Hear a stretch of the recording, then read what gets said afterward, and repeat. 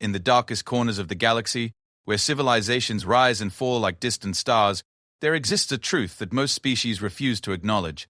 Loyalty is not a weakness, but the strongest force in the universe. When the mighty Zephyrian Empire abandoned their most faithful warrior on a dying planet, they thought they were cutting loose dead weight. They had no idea they were about to discover what happens when humans find a creature that mirrors their own unbreakable spirit. This is not just a story about rescue. This is about what makes us human, and why that terrifies the galaxy.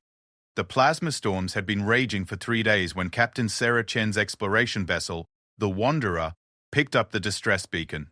The signal was weak, barely a whisper against the electromagnetic chaos that surrounded the dying planet Kepler 442c, but it was there, persistent, almost defiant in its refusal to fade away.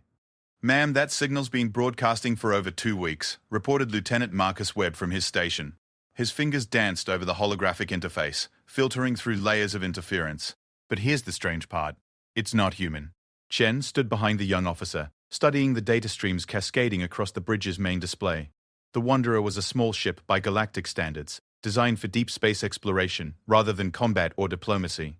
Her crew of 12 had been charting unexplored systems on the Outer Rim for 18 months, far from the political machinations of the Galactic Coalition.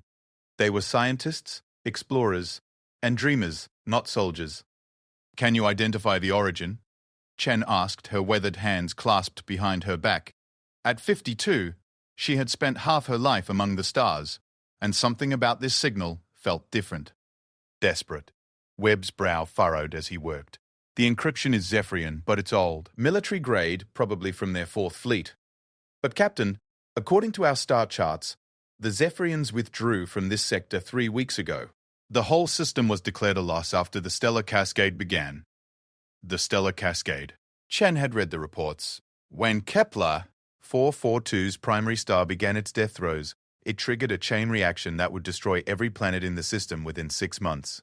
The radiation alone was lethal to most forms of life. Any civilization with sense had evacuated long ago. "Are there any life signs?" Chen asked. "That's what's impossible," Webb replied, shaking his head. "Long-range sensors are picking up something, but the readings are all wrong. Whatever's down there should have died from radiation poisoning days ago." Chen made her decision with the quick certainty that had kept her crew alive through a dozen dangerous situations. "Plot a course for the signal's origin, but keep us in high orbit. I want to know what we're dealing with before we commit to anything." Doctor. Elena Vasquez, the ship's xenobiologist, looked up from her research station. "Sarah, with respect, we should be running away from this system, not diving deeper into it. That radiation will cook us if we get too close." "Noted, Elena. But something's alive down there, and it's calling for help." Chen moved to the pilot station.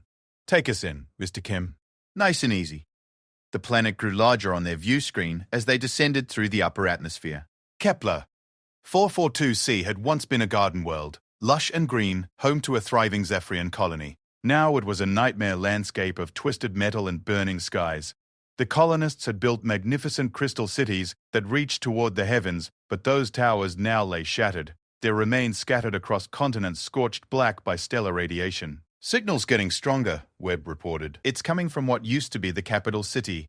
There's a structure still standing down there, some kind of military compound." Chen leaned forward, studying the tactical display. The Zephyrians were known throughout the galaxy for their military precision and their advanced technology, but they were also known for something else. They were utterly pragmatic. When the cost of something exceeded its value, they abandoned it without hesitation. They had no concept of loyalty that extended beyond immediate utility. "Take us down to 2,000 meters, she ordered. Full sensor sweep. The data that came back made the bridge fall silent. In the ruins of what had been a magnificent city, surrounded by the twisted wreckage of evacuation ships and defense installations, stood a single structure. It was a military kennel, built from the same nearly indestructible alloy the Zephyrians used for their warships. And inside that kennel, despite 3 weeks of lethal radiation, something was alive. "It's a war beast," whispered Dr. Vasquez, her face pale as she studied the biological readings. "A Zephyrian warhound. But that's impossible. They should have evacuated all military assets." Chen had heard of Zephyrian warhounds, but had never seen one. The stories painted them as perfect weapons, intelligent, loyal beyond measure, and bonded to their handlers for life. Each hound represented years of genetic modification psychological conditioning, and military training. They were worth their weight in rare elements, and the Zephyrians never ever left them behind. Maybe they tried to extract it and couldn't, suggested Webb. Those things are supposed to be enormous. Could have been too injured to move. No, Doctor, Vasquez said softly, her voice filled with a growing horror. Look at these readings. The radiation levels down there would kill any Zephyrian in hours, but warhounds are genetically modified to withstand much higher levels. They could survive for weeks, maybe months. The implication hit the bridge like a cold wave. The Zephyrians hadn't failed to evacuate their warhound. They had chosen not to. When the cost of extraction exceeded the value of the asset, they had simply left their most loyal warrior to die alone on a burning world. Dear God, whispered Chen, they just abandoned it. The distress beacon continued its steady pulse, electronic heartbeat in the darkness. For 3 weeks, it had called out to masters who were never coming back, transmitted a plea for rescue that no Zephyrian would ever answer. The warhound was dying slowly, not from injury, but from the simple fact that its universe had betrayed every principle it had been created to believe in. We need to leave, Dr. Vasquez said firmly. Sarah, I know what you're thinking, but we can't. The radiation exposure would kill half the crew before we could even attempt a rescue. And besides, that thing down there is a weapon designed to kill humans. If we brought it aboard... It's dying, Chen interrupted, her voice quiet but firm. Something that loyal doesn't deserve to die alone. She turned to face her crew, seeing her own thoughts reflected in their faces. Webb was young, barely 25, and his expression showed the same mix of horror and determination that Chen felt. Even Dr. Vasquez, for all her practical objections, couldn't quite hide the sympathy in her eyes. Mr. Kim, bring us down to 1,000 meters. Dr. Vasquez, I want a full analysis of the kennel structure. If we're going to do this, I need to know exactly what we're dealing with. And how exactly do you propose we extract a creature the size of a small transport from a radiation-soaked planet? Doctor, Vasquez demanded. Chen smiled grimly. We're humans, Elena. When everyone else gives up, that's when we get started. The next hour was spent in careful preparation. Dr. Vasquez ran bioscan after bioscan, building a profile of the creature below. The warhound was indeed massive, nearly 3 meters at the shoulder, with a skeletal structure that could support tremendous muscle mass. Its metabolism was slowing, but it was still alive, still conscious, still broadcasting its distress signal with mechanical precision. The psychological profile is what's really interesting, Dr. Vasquez reported as she worked. Zephyrian warhounds are imprinted from birth with absolute loyalty to their handlers and their unit. They literally cannot comprehend betrayal or abandonment. In their minds, their pack is coming back. They just have to wait. Webb looked up from his tactical station. Captain, I'm reading weapons signatures down there. The kennel is armed with automated defense systems. They're still active. Of course they are, Chen muttered. The Zephyrians wouldn't want anyone else getting their hands on their military assets, even dead ones. Chief Engineer Rodriguez joined them on the bridge, wiping grease from his hands. I've been working on your crazy rescue plan, Captain. The good news is, I can modify one of our cargo shuttles to handle the radiation for about 20 minutes. The bad news is, whoever goes down there is going to get a lifetime's worth of exposure in those 20 minutes. I'll go, Webb said immediately. No, Chen replied just as quickly. I'm the captain. This is my decision. With respect, ma'am, you're needed on the ship. I'm the logical choice. I'm young, I don't have any kids, and I'm the best pilot we have. Dr. Vasquez threw up her hands in exasperation. Listen to yourselves. We're talking about exposing a human being to lethal radiation to rescue an alien war machine that's programmed to kill humans. This is madness. Maybe, Chen admitted, but it's the right kind of madness. She moved to the communication station and opened a channel to the distress beacon. What came back made her heart clench. It wasn't just an automated signal. Mixed in with the standard emergency codes was something else.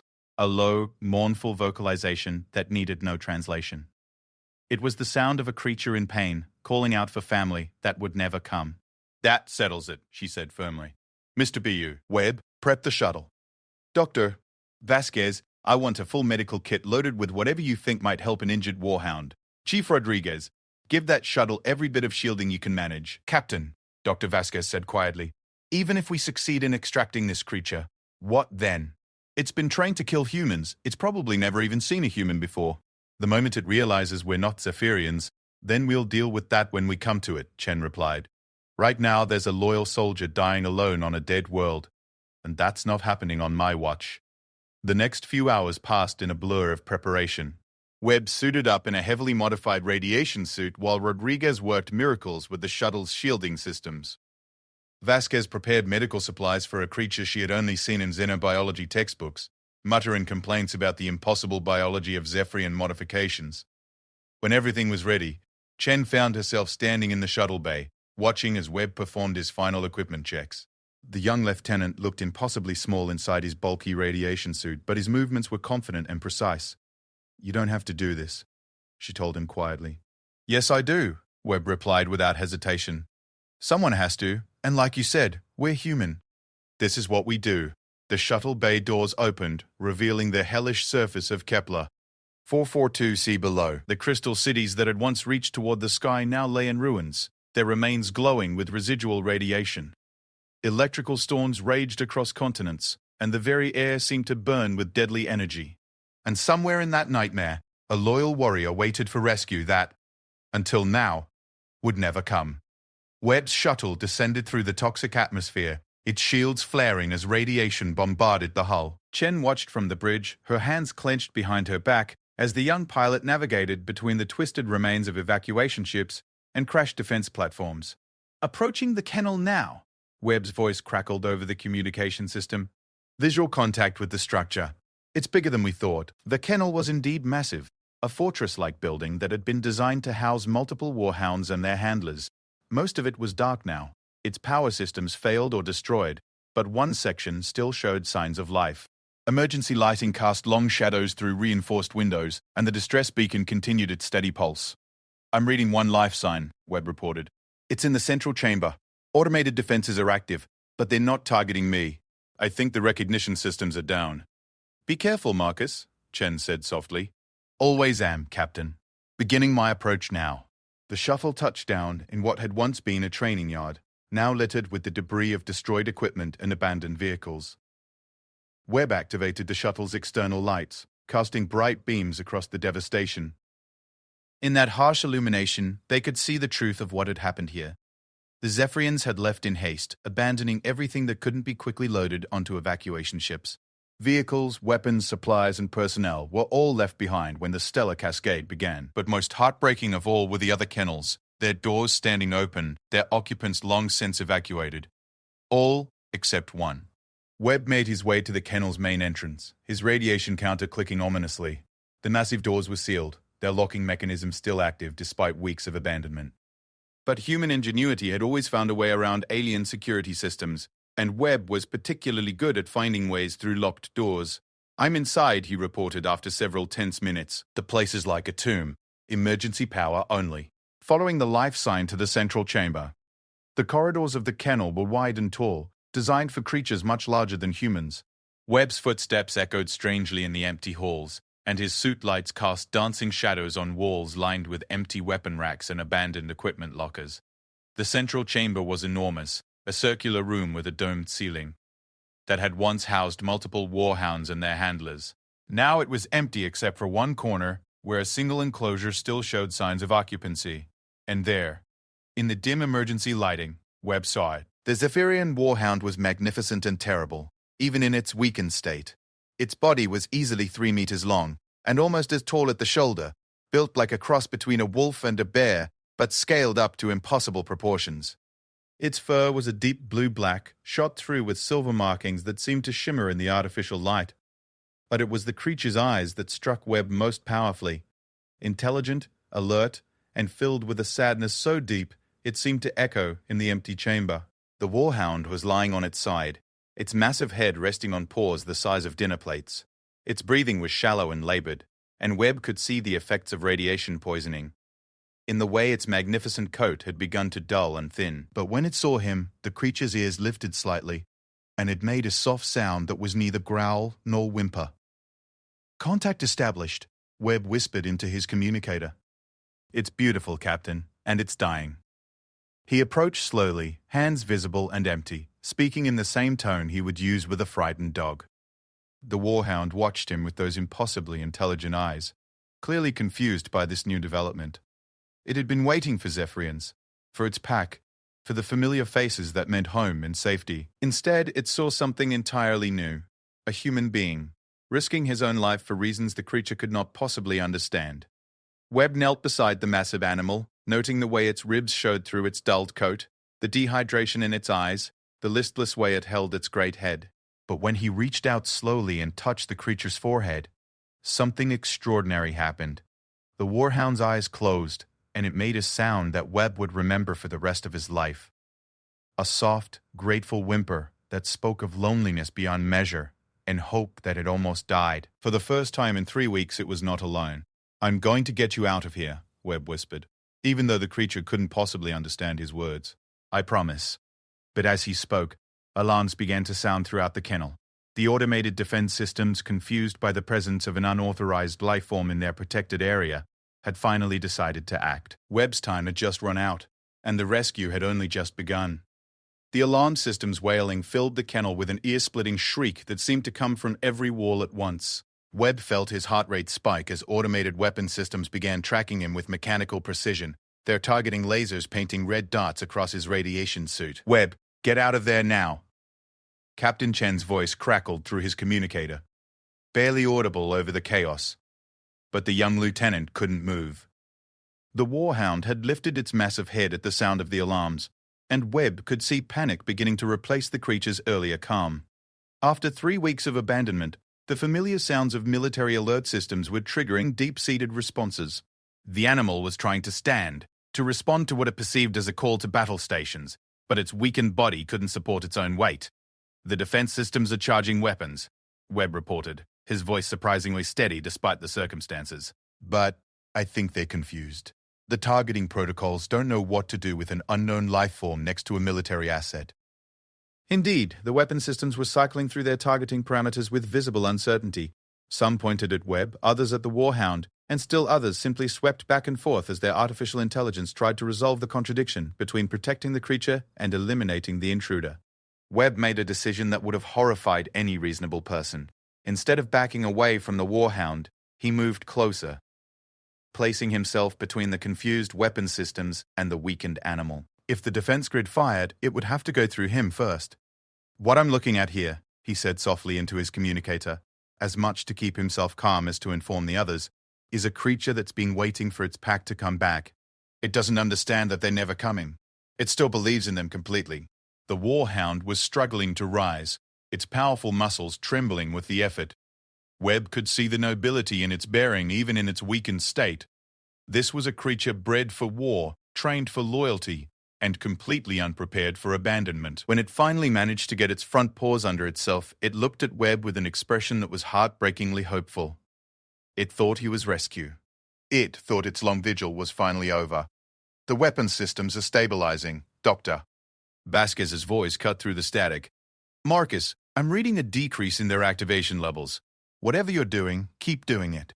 What Webb was doing was the most natural thing in the world to him, though it would have baffled the Zephyrians completely. He was talking to the warhound the same way he would talk to any frightened animal, his voice low and soothing, his movements slow and deliberate. He was treating the creature not as a military asset or a weapon system, but as a living being in need of comfort. "That's right, big guy," he murmured, slowly extending his hand toward the animal's massive muzzle. "I know you've been waiting a long time. I know you're scared and hurt and confused, but I'm here now, and I'm not going to leave you." The warhound stretched its neck forward and sniffed delicately at Webb's gloved hand. Its nostrils flared as it processed scents that were completely alien to its experience, but something in Webb's tone or posture seemed to reassure it. When the creature finally made contact, pressing its great muzzle against Webb's palm, the weapon systems finally powered down. "Incredible, Doctor." Vasquez breathed over the communicator. "The kennel's AI is interpreting your interaction as handler behavior. It thinks you're the warhound's new commanding officer." Webb couldn't help but smile at that, even though the situation was still desperately dangerous. "Well, I suppose I am now. Aren't I, boy?" The warhound's tail, which had been motionless for weeks, gave a single tentative wag. But their moment of connection was interrupted by a new and more pressing crisis. Chief Rodriguez's voice cut through the communication channel with professional urgency. "Marcus, you need to move now. The stellar radiation is intensifying. You've got maybe 10 minutes before your shielding fails completely." Webb looked down at the warhound, which was now leaning against him with what little strength it had remaining. The creature was huge, probably weighing as much as a small vehicle, and clearly too weak to walk unaided. Getting it to the shuttle would require careful planning and probably some creative engineering. "I need something to transport him," Webb said, looking around the chamber for inspiration. "He's too weak to walk and too heavy for me to carry." There, Captain Chen's voice was sharp with sudden inspiration. "Marcus, look to your left. Is that a medical transport gurney?" Webb turned and saw it immediately. A Zephyrian medical transport unit, designed for moving wounded soldiers. It was larger and more robust than anything humans would use, built to accommodate the significant size and weight of Zephyrian personnel. More importantly, it was still functional, its power cells showing green status indicators. "Perfect," Webb muttered, moving toward the device. "Come on, big guy, let's get you out of here." What followed was one of the more surreal experiences of Webb's life. The Warhound, despite its weakness, seemed to understand what was happening. When Webb positioned the medical gurney next to it and gestured, the creature actually helped, using what remained of its strength to drag itself onto the transport platform. It was clearly a learned behavior, something drilled into it during military training, but the intelligence behind its cooperation was unmistakable. "He understands," Webb reported with amazement. "He knows I'm trying to help him. Marcus, radiation levels are climbing." Rodriguez's voice was tight with worry. "You need to move." Webb activated the gurney's hover system and was relieved to see it respond smoothly. The Zephyrian medical technology was robust and reliable, designed to function even in battlefield conditions. As the platform rose and stabilized, the Warhound lifted its great head and looked around with what Webb could swear was curiosity. Moving through the kennel's corridors was like navigating a maze designed for giants.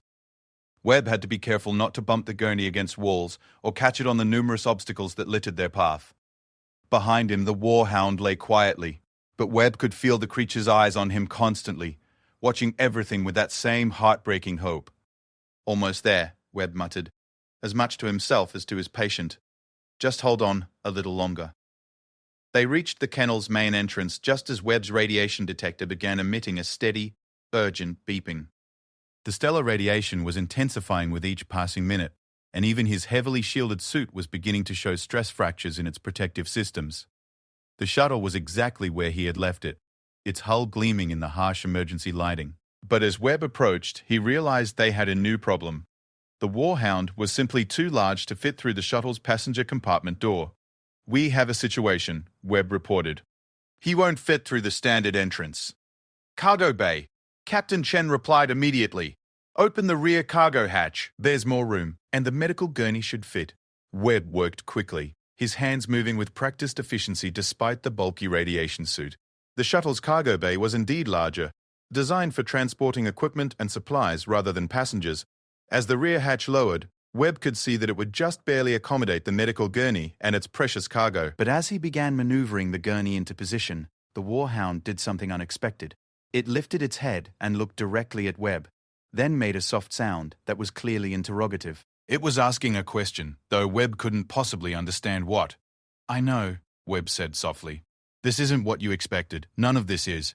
But trust me, okay? I'm going to take care of you." The Warhound studied his face for a long moment, and Webb had the strangest sensation that the creature was reading something in his expression that went beyond words. Then, with careful deliberation, the animal lowered its head and closed its eyes in what looked unmistakably like a gesture of trust. Getting the gurney secured in the cargo bay required every bit of Webb's engineering knowledge and several creative applications of emergency restraint systems. The Warhound remained perfectly still throughout the process, though Webb could see the stress of movement and noise in the way its breathing had become more labored. "Secured and ready for transport," Webb reported as he sealed the cargo bay.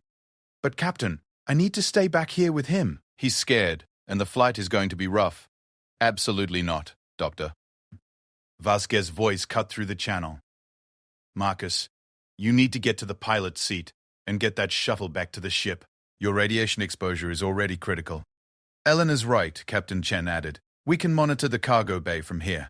You need to focus on flying." But Webb was already moving toward the cargo bay's internal access hatch. "Negative, Captain." "This creature has been abandoned once. It's not happening again. Not on my watch. I'll fly from the auxiliary controls back here. It was a risky decision, but it was also fundamentally human." Webb could have flown the shuttle more safely from the main cockpit, could have monitored his passenger remotely through the ship's sensor systems, but he chose instead to stay physically present, to be a reassuring voice in the darkness, to ensure that if something went wrong, the Warhound would not face it alone. The flight back to the Wanderer was indeed rough. The stellar radiation was playing havoc with the shuttle's navigation systems, and the atmospheric disturbances from the dying star created turbulence that tossed the small craft around like a toy. Webb had to fight the controls constantly, making dozens of minute adjustments to keep them on course. Through it all, the Warhound lay quietly on its medical gurney, but Webb could see the intelligence in its eyes as it watched him work. The creature was clearly trying to understand what was happening, processing the reality that it was finally leaving the dead world that had become its prison. When turbulence was particularly bad, it would look to Webb for reassurance, and the young lieutenant made sure to meet its gaze and speak softly whenever possible. "Almost home," Webb murmured during one particularly rough patch. Just a little longer. The word home seemed to register with the Warhound in some way. Its ears perked up slightly, and it made a soft questioning sound. It was clear that the concept of home had been fundamentally disrupted for the creature. Its original home was gone, its pack vanished, everything it had been taught to believe in proven false. But something in Webb's tone seemed to suggest that a new definition might be possible. When the Wanderer finally came into view on the shuttle's display screen, Webb felt a wave of relief so profound it made his hand shake. The exploration ship looked like a haven of safety in the chaos of the dying system, its lights warm and welcoming against the hostile darkness of space. "Wanderer, this is Shuttle 2 requesting immediate docking," Webb reported. "I have our passenger, and he's going to need medical attention as soon as we're aboard." "Copy that, Shuttle 2. Captain Chen's voice was warm with relief. "Bay doors are open and waiting. Welcome home."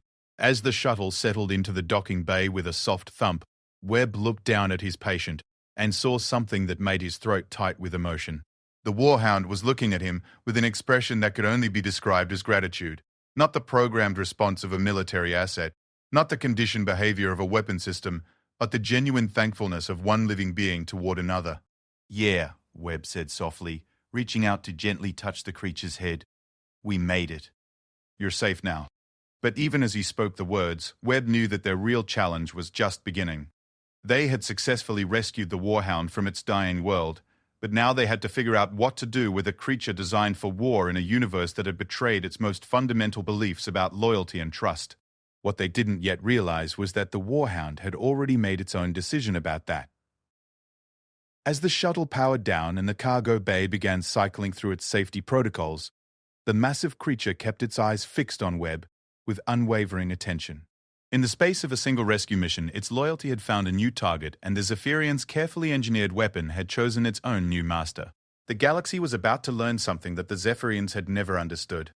Loyalty freely given is far more powerful than loyalty programmed, and a human being who earns the devotion of a creature bred for absolute faithfulness has gained an ally that will reshape the very nature of war itself. The medical bay of the Wanderer had never been designed to accommodate a patient the size of a Zephyrian Warhound. "Doctor." Elena Vasquez stood in the doorway, staring at the massive creature that now occupied nearly half of her carefully organized space, and wondered if her years of xenobiology training had prepared her for anything quite like this. "His name is Keeper," Webb announced from where he knelt beside the medical gurney. The Warhound's great head was resting in his lap, and despite everything the creature had been through, its eyes were alert and focused on the young lieutenant's face. At least, that's what the nameplate on his collar says. "Keeper of the 7th Pack, 4th Battle Group." Dr. Vasquez moved closer, her medical scanner humming as it took detailed readings. "The nameplate is ceremonial," she explained, her voice professional despite her obvious fascination. "Zephyrian Warhounds are given names that represent their function within the military unit. Keeper suggests he was responsible for protecting something or someone important." Captain Chen entered the medical bay, having to duck slightly to avoid bumping her head on the monitoring equipment that Dr. Betty. Vasquez had hastily repositioned to accommodate their unexpected patient. She paused when she got her first close look at the Warhound, and Webb could see her expression soften despite her usual command demeanor. Keeper was indeed magnificent, even in his weakened state. His fur, now that they could see it under proper lighting, was a deep midnight blue, shot through with silver markings that seemed to flow across his body like liquid starlight. His build was massive but elegant, clearly designed for both power and speed. But it was his eyes that drew attention, large, intelligent, and so expressive that it was impossible to think of him as just an animal. How is he? Chen asked quietly. Doctor. Vasquez checked her readings before answering. Surprisingly well, considering what he's been through. The radiation exposure was significant, but his enhanced biology handled it better than any baseline creature could have. He's dehydrated, malnourished, and exhausted. But all of those are treatable conditions. Enhanced biology? Webb asked, not looking away from Keeper's face. Zephyrian warhounds are extensively modified, Dr. Vasquez explained, her scanner taking detailed readings of Keeper's vital signs. Enhanced muscle density, improved cardiovascular systems, accelerated healing, increased resistance to toxins and radiation. They're built to survive on battlefield conditions that would kill most life forms. But Marcus, there's something else you need to understand. She paused in her work and looked directly at Webb. The psychological conditioning is just as extensive as the physical modifications. Warhounds are imprinted from birth with absolute loyalty to their assigned unit. They literally cannot comprehend betrayal or abandonment by their pack. The stress of being left behind would have been as damaging as the physical hardship. As if understanding the conversation, Keeper made a soft sound and nuzzled against Webb's hand. The young lieutenant smiled and gently scratched behind the creature's ears, which were nearly the size of dinner plates. He seems to be handling it okay now, Webb observed. That's what's remarkable, Dr. Vasquez replied, her professional fascination clear in her voice. According to everything we know about warhound psychology, he should be catatonic by now. The abandonment should have broken something fundamental in his mental structure. But instead, he's alert, responsive, and apparently forming a new attachment. Captain Chen moved closer, studying the interaction between her young officer and the enormous warhound. A new attachment to whom? To Marcus. Dr. Vasquez said simply. I've never seen anything like it. Warhounds bond to military units, to groups, to concepts of pack hierarchy and command structure. But Keeper is bonding to an individual human being who has no connection to his original conditioning. It's unprecedented. Webb felt a flush of responsibility at those words. He had gone down to the planet expecting to rescue a suffering animal, but it was becoming clear that he had taken on something much more complex and long-term than a simple rescue mission. What does that mean exactly? He asked. Dr. Vasquez set down her scanner and looked at him seriously. It means that as far as Keeper is concerned, you are now his pack. His entire universe revolves around protecting and serving his bonded unit, and right now, that's you. He will follow you anywhere, obey any command you give, and willingly die for you without hesitation. The weight of that statement settled over the medical bay like a heavy blanket. Webb looked down at Keeper, who was watching him with those impossibly expressive eyes, and felt the full magnitude of what had happened during their escape from the dying planet. I didn't ask for that, Webb said quietly. Loyalty can't be asked for, Captain Chen replied. It can only be earned. And you earned his loyalty by doing something that his own people couldn't bring themselves to do. You treated him like you mattered. Chief Engineer Rodriguez appeared in the doorway, his usually cheerful demeanor subdued. Captain, I hate to interrupt, but we have a situation developing. Chen turned to face him, immediately shifting back into command mode. What kind of situation? 3 Zephyrian ships just dropped out of hyperspace at the edge of the system, Rodriguez reported.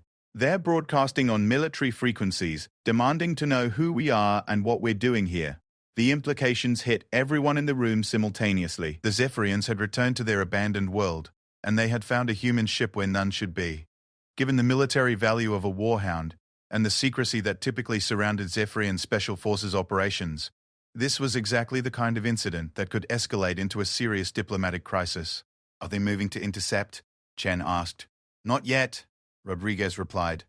But they're demanding that we heave to and prepare to be boarded for inspection. Chen looked down at Keeper, who was still resting peacefully in Webb's lap, apparently unaware that representatives of his original species had just arrived in the system. The irony was not lost on any of them. The people who had abandoned him had returned just hours too late to prevent his rescue. Options? Chen asked her crew. We could surrender him, Dr. Wood. Vasquez suggested reluctantly. Tell them we found him dying and rescued him as a humanitarian gesture. They might accept that and let us go. Webb's arms tightened protectively around Keeper's massive head, and the warhound seemed to sense the tension in the room. His ears lifted alertly, and he raised his head to look around at the assembled humans with obvious intelligence. No, Webb said firmly. They abandoned him to die. They don't get him back. Marcus, Captain Chen said gently, I understand how you feel, but we have to consider the broader implications. If this becomes a diplomatic incident, then it becomes a diplomatic incident, Webb interrupted, his voice carrying a conviction that surprised everyone, including himself. Captain, with respect, this isn't about politics or diplomacy. This is about what's right. They left him to die alone on a burning world. That's not a military decision. It's not a strategic choice. It's just cruelty. Keeper seemed to understand that he was the subject of the discussion. He turned his great head to look at each of the humans in turn, his expression alert and questioning. When his gaze returned to Webb, he made a soft sound that was clearly interrogative. I know, boy, Webb murmured, gently stroking the creature's fur. I know you don't understand what's happening, but I promise you I'm not going anywhere. Captain Chen watched the interaction between her officer and the warhound, seeing something in Webb's face that made her decision easier than it should have been.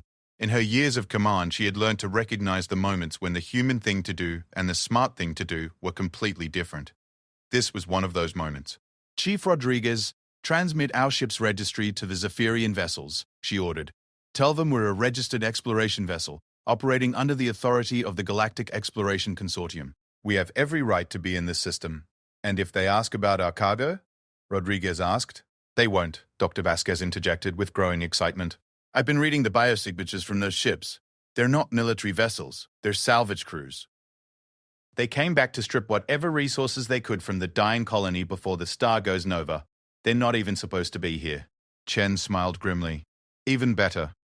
Send them a message that we're conducting a biological survey of pre-nova planetary conditions and ask them what their authorization is for operating in a declared disaster zone. The next hour was tense as messages flew back and forth between the human ship and the Zephyrian salvage vessels.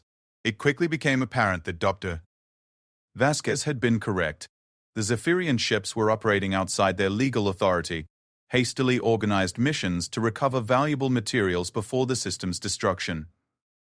The last thing they wanted was to draw official attention to their presence during the standoff. Keeper remained calm but alert, clearly sensing the tension among his new pack, but trusting in Webb's steady presence. Dr. Wold. Vasquez continued her medical treatment, providing the warhound with carefully formulated nutrients and hydration supplements designed for his enhanced metabolism. He's responding remarkably well to treatment, she reported as she worked. His enhanced healing factor is already beginning to repair the radiation damage. He should be back to full strength within a week. Full strength, Webb repeated thoughtfully. Just how strong are we talking about? A fully healthy Zephyrian warhound can run at speeds approaching 60 kilometers per hour, jump nearly 10 meters vertically, and has bite force sufficient to crush steel. Dr. Vasquez replied matter-of-factly. They're also highly intelligent, capable of complex problem-solving and tactical analysis. In essence, we have rescued one of the most dangerous predators in the known galaxy. Webb looked down at Keeper, who was currently using his enormous paws to gently hold one of Webb's hands in place for optimal petting. He doesn't seem very dangerous. That's because he's bonded to you, Dr. Scott, Vasquez explained. To anyone else, particularly anyone he perceived as a threat to you, he would be absolutely terrifying. Marcus, you need to understand that warhounds have been bred for thousands of years to be the perfect military companion. They're not pets, they're partners. They're expected to think independently, make tactical decisions, and take initiative in combat situations. As if to prove her point, Keeper suddenly lifted his head and focused on the medical bay's entrance. A moment later, Chief Rodriguez appeared in the doorway, and Webb could see the warhound evaluating the newcomer with obvious intelligence. Keeper's posture remained relaxed, but his attention was complete and focused. Good news, Rodriguez announced. The Zephyrian ships are pulling out. Apparently, our questions about their authorization spooked them. They're transmitting their withdrawal now. Webb felt a wave of relief so strong it made his knees weak. So we're free to go? We're free to go, Captain Chen confirmed. But Marcus, we need to talk about what happens next. We can't just pretend we have a normal crew member who happens to be a 3-meter-tall alien war machine. It was a fair point, and Webb had been thinking about the same issue. Keeper was not a pet or a mascot. He was a sentient being with his own needs and nature, bred for purposes that had nothing to do with life aboard an exploration vessel. But as Webb considered the problem, Keeper solved it in his own way. The warhound carefully extracted himself from Webb's lap and stood up. his massive frame filling a significant portion of the medical bay. Then, with deliberate ceremony, he moved to position himself between Webb and the entrance to the room. It was a protective stance, classical and unmistakable. Keeper had assessed the situation, identified his primary responsibility, and taken action to fulfill it. He was no longer a lost and abandoned creature. He was a warrior with a new mission and a new pact to defend. Dr. Vasquez watched the display with fascination. Remarkable. He's asserting his role within the group hierarchy. He's telling us that he understands his function and is prepared to fulfill it. Captain Chen studied the Warhound's bearing and made a decision that would change all their lives. Mr. Webb, it appears you've acquired a permanent partner. I hope you're prepared for the responsibility. Webb stood up and moved to stand beside Keeper, one hand resting on the creature's massive shoulder.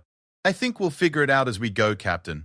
After all, that's what humans do best. And in that moment, as man and Warhound stood together in the medical bay of a small exploration ship fleeing a dying star system, something new was born.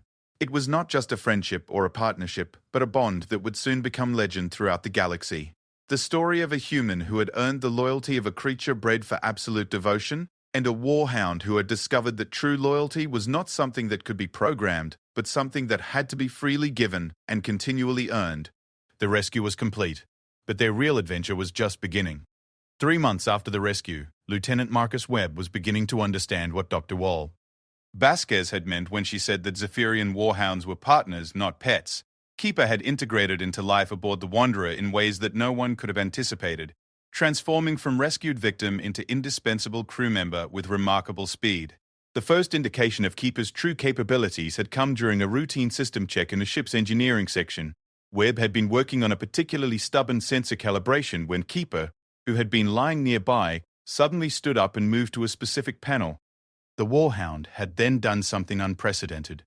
He had carefully manipulated the controls with his massive paws, making a series of precise adjustments that solved the calibration problem instantly. Chief Rodriguez, who had witnessed the entire sequence, had stood speechless for nearly 5 minutes before finally asking, "Did your dog just fix our sensors?" "He's not my dog," Webb had replied automatically, then paused as the implication sank in. "And yes, I think he just fixed our sensors." Investigation revealed that Keeper's enhancement included not just physical improvements, but cognitive ones as well. His memory was perfect, his pattern recognition was extraordinary, and his understanding of complex systems was far more sophisticated than anyone had realized. The Zephyrians had bred their Warhounds not just to be weapons, but to be technical specialists capable of operating and maintaining military equipment under battlefield conditions. This discovery led to a gradual but revolutionary change in Keeper's role aboard the ship. What had begun as a rescue mission was evolving into something that would reshape how the crew thought about both artificial intelligence and biological enhancement. "Watch this," Webb said to Captain Chen as they stood in the ship's small observation lounge. Keeper was lying on the specially reinforced deck plating that Rodriguez had installed for him, apparently dozing in the warm sunlight from the nearby star. But Webb knew better than to assume the Warhound was truly asleep. "Keeper," Webb said quietly, Show the captain what you've been working on. The massive creature opened one eye, assessed the situation, then rose with fluid grace and moved to the room's main display console. Using a combination of precise paw movements and gentle pressure from his muzzle, Keeper activated the display and began calling up a series of star charts. But these weren't the standard navigation charts used by the ship's computer. These were detailed tactical analyses of every system they had visited, complete with strategic assessments of defensive positions, resource availability, and potential threats. "He's been mapping our entire route," Webb explained, as Keeper continued his demonstration. "Not just the navigation data, but everything that might be militarily relevant. Defensive positions, choke points, resource stockpiles, communication networks. He's been building a complete strategic picture of this entire sector." Captain Chen studied the display with growing amazement. The level of detail was extraordinary, far beyond anything their standard survey equipment could have produced. Keeper had somehow been observing, analyzing, and cataloging information through sensors and cognitive processes that the humans were only beginning to understand. "This is intelligence-grade analysis," Chen said softly. "The kind of strategic mapping that military forces pay enormous sums for." Keeper completed his presentation and looked at Webb with an expression that seemed to ask if he had performed satisfactorily. Webb reached out and gently scratched behind the Warhound's ears. a gesture that Keeper had come to associate with approval and affection. "Good work, boy," Webb said, and was rewarded with what could only be described as a smile from the massive creature. But Keeper's integration into the crew had not been without challenges. The first major crisis had come during their second week together, when pirates had attempted to intercept the Wanderer near an asteroid belt. The attackers had clearly assumed that a small exploration vessel would be an easy target, but they had not anticipated the presence of a Zephyrian warhound. Webb still remembered the moment when Keeper had transformed from gentle companion into something that nightmares were made of. The change had been instantaneous and terrifying. One moment he had been lying peacefully in the corridor outside Webb's quarters, and the next he had been moving through the ship with lethal purpose, every line of his body radiating controlled violence. The pirates' boarding party had lasted exactly 90 seconds after encountering Keeper, not because the warhound had killed them, though he certainly could have, but because the sight of 3 meters of enhanced predator moving toward them with obvious hostile intent had caused them to surrender so quickly that several had actually fainted. "I've never seen anything like it, Doctor," Vasquez had said afterward. "He didn't hurt anyone, didn't even threaten them directly. He just positioned himself between the boarders and Webb, and somehow communicated that continuing their attack would be the last mistake they ever made." The incident had provided valuable insights into Keeper's psychology and capabilities.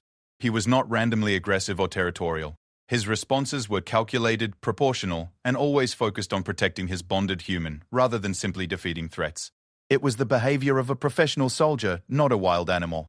Captain Chen had used the pirate encounter as an opportunity to formally recognize Keeper's status aboard the ship.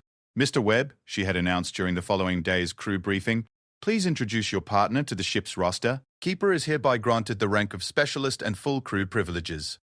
It was an unprecedented decision, but one that reflected the reality of what Keeper had become. He was not cargo or equipment, but a thinking, contributing member of their small community. The next major test of their partnership had come when they received a distress call from a mining station under attack by raiders. The situation was complex, involving not just rescue but also tactical response to an ongoing military engagement.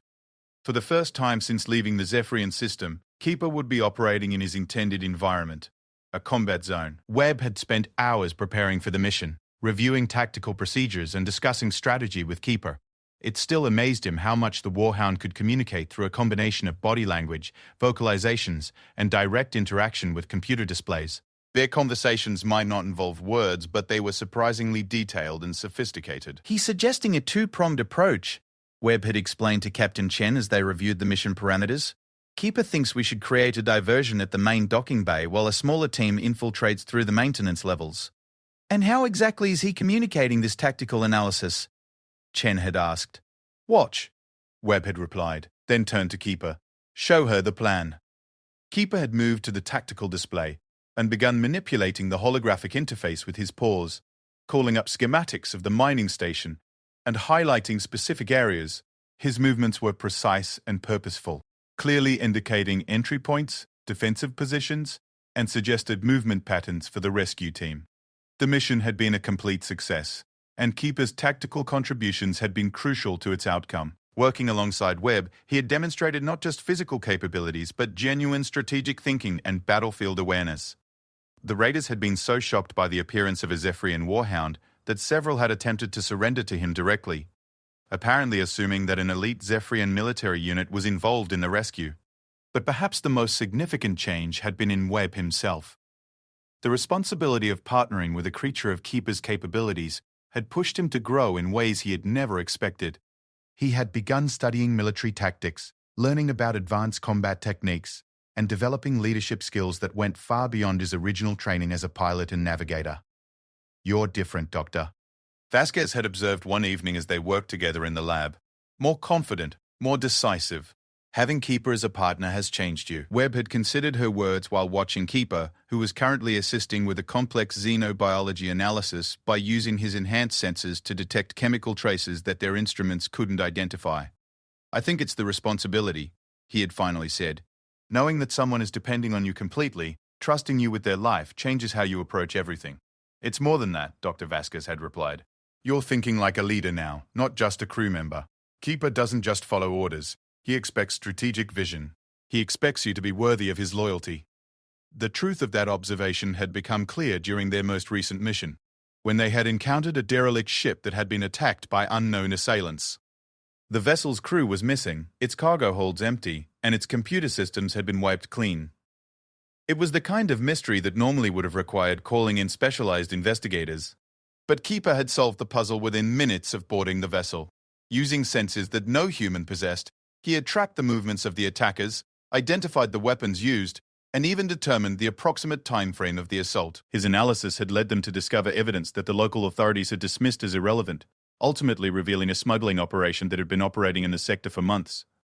He's not just helping us, Webb had realized as they compiled their report. He's making us better at everything we do. It was true in ways that went beyond tactical support or technical assistance. Keeper's presence had changed the dynamics of the entire crew. His absolute loyalty to Webb had created a new standard of trust and commitment that influenced how they all related to each other. His intelligence and capabilities had pushed them to approach problems from new angles and consider solutions they would never have attempted on their own. But perhaps most importantly, his story had given them a deeper understanding of what loyalty truly meant. Watching Keeper choose to bond with Webb, despite having every reason to mistrust alien species after his abandonment by the Zephyrians, had shown them something profound about the nature of trust and forgiveness. He could have been broken, Captain Chen had observed during one of their regular status meetings. Everything he believed in was destroyed when his own people abandoned him. But instead of becoming bitter or withdrawn, he chose to believe in something new. That takes a kind of courage that most sentient species never develop. Webb looked across the observation lounge to where Keeper was currently monitoring their approach to a new star system, his enhanced sensors analyzing electromagnetic signatures that the ship's sensors couldn't detect. 3 months ago, he had been a dying creature on a dead world, abandoned by those he had served with absolute devotion. Now he was an integral part of their crew, a valued partner, and quite possibly the most effective military specialist in this sector of the galaxy. But more than that, he had become family. Not in the way the Zephyrians had tried to program loyalty through conditioning and enhancement, but in the way that family is truly created, through shared experience, mutual support, and the choice to stand together regardless of circumstances. Keeper, Webb called softly. What do you think? Ready for whatever's waiting for us out there? The warhound turned to look at him, those intelligent eyes reflecting a contentment that had been impossible when they first met. Keeper's tail wagged once, slowly and deliberately, and he made a soft sound that Webb had learned to interpret as agreement. Together, human and warhound stood looking out at the stars, partners in exploration and guardians of each other's trust. They had both found something they hadn't known they were looking for, a bond that transcended species, conditioning, and the artificial limitations that civilizations tried to impose on loyalty and friendship. The galaxy was about to learn that when humans and their chosen family worked together, there was no force in the universe that could stand against them. The call came on a Tuesday morning while the Wanderer was resupplying at Meridian Station, one of the largest trading hubs in the Outer Rim territories. Captain Chen was reviewing supply manifests when the priority communication alert chimed, indicating an official message from Galactic Coalition Command. Captain Chen, the holographic image of Admiral Harrison, materialized in her ready room, his expression grave. I'm afraid we need to discuss your recent activities, specifically your acquisition of a Zephyrian military asset. Chen felt her stomach tighten but kept her expression neutral. I'm not sure what you're referring to, Admiral. The Warhound, Harrison said bluntly. Intelligence reports indicate that your vessel was present at the Kepler 442 system during its final evacuation period, and that you departed with a biological cargo that matches the signature of a Zephyrian warbeast. We need to talk. 6 hours later, Chen found herself in the station's secure conference room, facing a panel of Coalition officials that included Admiral Harrison, General Martinez from Coalition Intelligence, and Dr. Sarah Kim from the Xenobiology Research Division. The meeting had all the hallmarks of a formal inquiry, and Chen was acutely aware that the decisions made here could affect not just her crew, but Keeper's future as well. Let's be clear about the situation, General Martinez began, consulting a data tablet. Zephyrian warhounds are classified as a restricted military technology under the Galactic Arms Control Treaty. Unauthorized possession of such creatures carries severe penalties, including imprisonment and ship confiscation. With respect, General, Chen replied calmly. Keeper was abandoned on a dying world. We conducted a rescue operation, not a theft. Keeper? Dr. Kim looked up with interest. You've named it? Him, Chen corrected firmly. And yes, he's a crew member, not an it. Admiral Harrison leaned forward. Captain, we've received communications from the Zephyrian Empire regarding this incident. They're claiming that the warhound in question is stolen military property and demanding its immediate return. Chen felt anger rise in her chest, but controlled it with years of command experience. The same people who left him to die alone on a radioactive planet are now claiming ownership. That's convenient timing. Nevertheless, General Martinez said, we have treaty obligations to consider. The political implications of harboring Zephyrian military assets could be significant. It was Dr. Kim who asked the question that changed everything. Captain, would it be possible to interview the warhound directly? Our understanding of their psychology suggests that their behavior patterns might provide insight into the actual circumstances of their abandonment. Chen smiled grimly. I think that can be arranged. An hour later, the conference room had been reconfigured to accommodate Keeper's massive frame. The warhound entered alongside Webb, moving with the fluid grace that marked all his actions. To the assembled officials, who had never seen a warhound in person, the sight was breathtaking and intimidating in equal measure. Keeper assessed the room and its occupants with obvious intelligence, then moved to position himself slightly in front of Webb in a protective stance that was both subtle and unmistakable. His attention focused primarily on General Martinez, who was clearly the most military of the assembled officials. Remarkable, Dr. Kim breathed. The intelligence in his posture, the way he's evaluating threats and establishing hierarchy, this is far more sophisticated than our files suggested. Webb stepped forward, one hand resting on Keeper's shoulder. Keeper, these people want to understand what happened to you. Can you show them? What followed was a demonstration that left the assembled officials speechless. Keeper moved to the room's main display console and began manipulating the interface with precise paw movements, calling up star charts and tactical displays.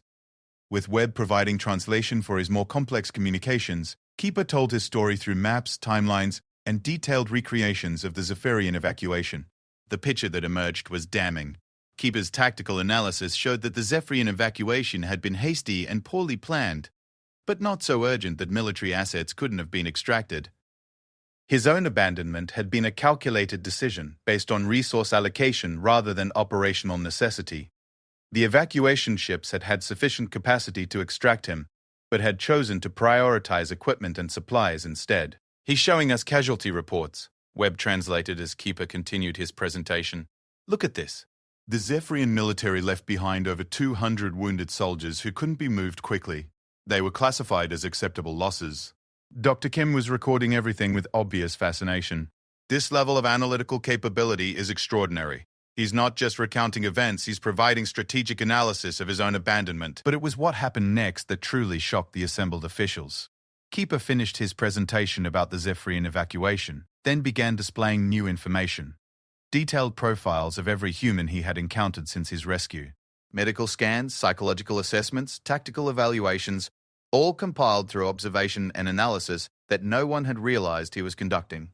He's been studying us, Webb said with amazement. This entire time he's been learning everything he can about human behavior, human capabilities, human psychology. Look at this analysis of our crew dynamics. The profiles were eerily accurate and deeply insightful. Keeper had identified each crew member's strengths and weaknesses, their psychological triggers, their motivations and fears. But more than that, he had developed tactical assessments of how each human could best be protected and supported in various scenarios. Admiral Harrison studied the displays with growing respect. This creature has intelligence that rivals our best strategic analysts. And according to these profiles, he's chosen to bond with humans not out of desperation or conditioning, but because he evaluated our species and decided we were worthy of his loyalty. That's not the most significant part, Dr. Kim added, her voice filled with excitement. Look at his psychological profiles. He's not just bonded to Lieutenant Webb. He's developed protective instincts toward the entire crew. He's extended his pack loyalty to include all of you. General Martinez had been silent throughout the demonstration, but now he leaned back in his chair with an expression of grudging admiration. Captain, I came here prepared to confiscate military contraband. Instead, I find myself looking at what may be the most sophisticated intelligence asset in this sector of the galaxy. Keeper seemed to understand that he was being evaluated. He moved away from the display console and approached the conference table, then did something unprecedented. He sat down and extended one massive paw toward General Martinez in what could only be interpreted as an offer to shake hands. Martinez stared at the extended paw for a moment, then slowly reached out and grasped it, Keeper's paw was nearly the size of the general's entire hand, but his grip was gentle and controlled. "I'll be damned," Martinez murmured. He's conducting his own diplomatic outreach. Dr. Kim was practically vibrating with scientific excitement. This changes everything we thought we knew about enhanced intelligence and loyalty conditioning. Captain, would you be willing to participate in a research study? The implications for our understanding of interspecies cooperation could be enormous. But it was Admiral Harrison who cut to the heart of the matter. Captain Chen, the Zephyrians are demanding the return of their property. But after what we've seen here, I'm not convinced that Keeper is anyone's property. The question is, what does he want? Webb looked down at his partner, then back at the assembled officials. Why don't we ask him? Webb turned to Keeper and spoke in the same tone he might use with any crew member facing a difficult decision. Keeper, these people can send you back to the Zephyrians if that's what you want. They abandoned you, but maybe you still feel loyalty to them. Or you can stay with us as part of our crew. It's your choice. The Warhound looked around the room at each of the officials in turn, clearly understanding that a decision was being made about his future. Then he stood up, moved to stand beside Webb, and did something that would become legendary throughout Coalition space. He saluted. It wasn't a human salute or a Zephyrian military gesture, but something uniquely his own. A placing of his massive paw over his heart, followed by a bow toward Webb that spoke of respect, loyalty, and chosen allegiance. The room fell silent as the implications of the gesture sank in. Here was a creature bred for absolute loyalty to the Zephyrian military, formally and publicly choosing to transfer his allegiance to a human and, by extension, to human civilization. "Well," Admiral Harrison said finally, "I think that settles the question of ownership." The meeting concluded with Keeper being formally inducted into Coalition service as a specialist consultant, with Webb as his official partner and liaison. The legal framework was unprecedented, but the strategic value of their partnership was undeniable. Within hours, word of the Warhound who had chosen humans over his own creators was spreading throughout Coalition space. But the real test of their bond came 3 weeks later, when a Zephyrian battle group intercepted the Wanderer near the Proxima Relay Station. The lead ship's commander, Admiral Vextar of the Fourth Fleet, demanded an immediate meeting to discuss the return of stolen military property. Captain Chen agreed to the meeting, but with conditions. It would take place aboard the Wanderer, and Keeper would be present to speak for himself. Admiral Vextar was a typical Zephyrian military officer, tall, imposing, with the characteristic silver-blue skin and angular features of his species. He entered the Wanderer's conference room with 2 aide and an obvious expectation of immediate compliance with his demands. The expectation lasted exactly until Keeper entered the room. The Warhound's presence transformed the space completely. He was no longer the weakened, abandoned creature that Webb had rescued. 3 months of proper nutrition and care had restored him to full health, and his enhanced physiology was now operating at peak capacity. He was magnificent, terrifying, and completely under control. But it was his reaction to Admiral Vextar that told the real story.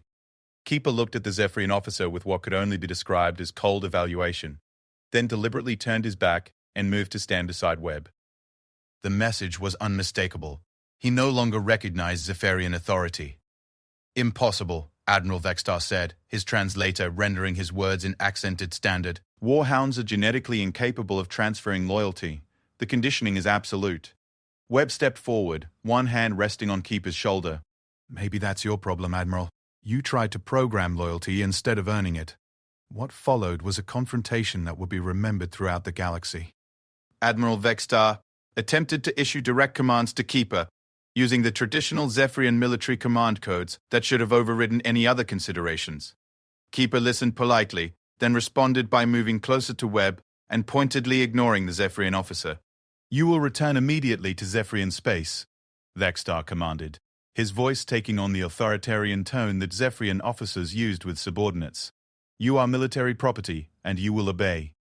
Keeper's response was to lie down at Webb's feet and close his eyes, dismissing the Admiral so completely that it was almost insulting. Dr. Vasquez, who had been observing the entire interaction, could barely contain her scientific excitement. "Admiral Vextar, what you're seeing is unprecedented. Keeper has not just transferred his loyalty, he's completely reconstructed his psychological framework. He's chosen to become something new." "Impossible," Vextar repeated. But his conviction was clearly shaken. It was Captain Chen who delivered the final blow to Zephyrian assumptions about ownership and loyalty. "Admiral, your people left Keeper to die alone on a radioactive world. In any human culture, that would constitute abandonment. You gave up any claim to his loyalty when you chose to prioritize equipment over a living being. Admiral Vextar left the Wanderer empty-handed, but his report to Zephyrian High Command would change how the Empire viewed both warhounds and their relationship with other species. Word spread quickly through Zephyrian space. One of their perfect weapons had chosen to serve alongside humans, and no amount of conditioning or command authority could bring him back. The story of Keeper and Webb became legend throughout Coalition space. They were called upon for increasingly complex and dangerous missions, their reputation growing with each successful operation. Keeper's tactical abilities combined with Webb's leadership created a partnership that seemed capable of solving any problem the galaxy could present. But more importantly, their bond became proof of something that many species had forgotten. Loyalty could not be manufactured, programmed, or demanded. It could only be earned through trust, respect, and the willingness to stand by those who chose to stand by you. 6 months after his rescue, Keeper stood on the bridge of the Wanderer as they approached their newest assignment, a diplomatic mission to mediate a territorial dispute between two minor species near the galactic rim. It was delicate work that would require not just tactical expertise but genuine understanding of loyalty, trust, and the bonds that hold civilizations together. Webb looked at his partner, who was studying the diplomatic briefings with his characteristic intense focus. "What do you think, Keeper? Ready to show the galaxy what real partnership looks like?" Keeper looked up at him with those intelligent eyes that had first captured Webb's attention on a dying world so many months ago. The warhound's tail wagged once, slowly and deliberately, and he made the soft sound that Webb had learned meant agreement, contentment, and unshakable trust. Together, they faced the stars and whatever challenges waited beyond them. They had proven that loyalty freely given was stronger than any conditioning, that trust earned through action was more powerful than any programming, and that when different species chose to stand together as family, there was no force in the universe that could break their bond. The galaxy was vast, dangerous, and full of wonders yet to be discovered. But Webb and Keeper would face it all together, partners in every sense of the word, living proof that sometimes the most powerful weapon in the universe is simply the choice to never abandon those who trust you. And somewhere in the depths of space, on worlds where other creatures had been abandoned by those they served, new stories were beginning. Stories of rescue, of second chances, of loyalty freely chosen rather than programmed. The legend of the human and the warhound was inspiring others to believe that even in the darkest moments, hope was never truly lost. The galaxy had learned something that would change everything.